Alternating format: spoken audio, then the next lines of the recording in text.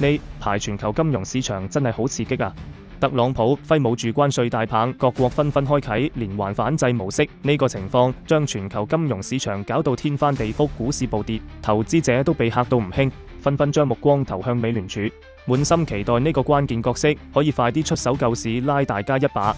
不過有多位美聯儲觀察人士站出來潑冷水啦，佢哋話唔好指望美聯儲會即刻干預。點解呢？因為美聯儲而家仲唔可以心急。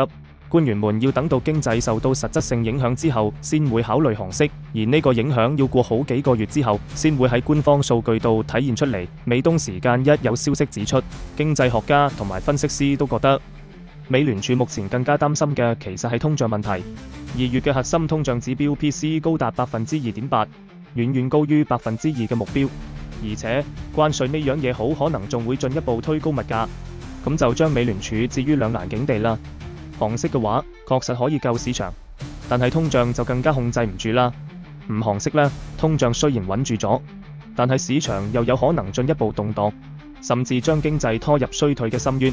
呢個就係點解好多美聯儲觀察人士都判斷，短期內唔好指望美聯儲救市嘅原因啦。摩根士丹利首席美國經濟學家 Michael Gabon 就話，如果經濟唔衰退，美聯儲短期內解決通脹問題好難啊。喺可預見嘅未來，利率會維持不變。美聯儲理事庫格勒都喺一表示，關稅對通脹嘅影響比對經濟增長嘅影響緊迫好多。前美聯儲副主席 Lee Brainerd 都指出，通脹令到美聯儲陷入困境，因為通脹壓力依然存在。喺經濟同就業開始出現疲軟跡象之前，美聯儲好難出手支持勞動力市場。呢個局面好棘手啊！市場嘅判斷同美聯儲主席鮑威爾嘅言論都係不謀而合。佢上午表示，美聯儲唔會急住對市場動盪做出反應，官員有義務保持通脹預期穩定。佢仲話，利率處於有利位置，俾官員有時間去評估特朗普嘅政策對經濟嘅影響。目前經濟數據顯示經濟仲算唔錯，但係佢對股市持續下跌隻字不提。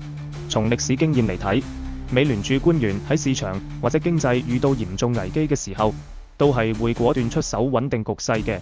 有時佢哋都唔等原定嘅開會時間，會臨時加開會議緊急降息，就係為咗防止經濟陷入嚴重衰退。